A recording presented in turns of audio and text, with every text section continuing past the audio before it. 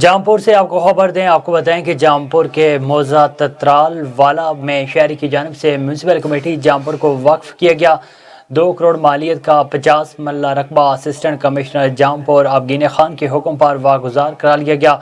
رقبے پر قبضہ مافیا فرزان لاشاری نے قبضہ کر رکھا تھا۔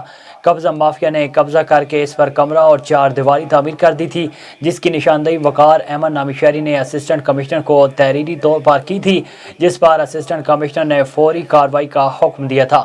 اس موقع پر اسسٹنٹ کمشنر جامپور آبگین خان نے کہا کہ سرکاری لینڈ پر قبضہ کسی صورت برداشت نہیں کیا جائے گا۔ انہوں نے مزید کہا کہ بہت جلد سٹی میں سرکاری لینڈ پر قبضہ مافیا کے خلاف سخت کارروائی کا فیصلہ کیا ہے، جس کا آغاز جلد کیا جا رہا ہے۔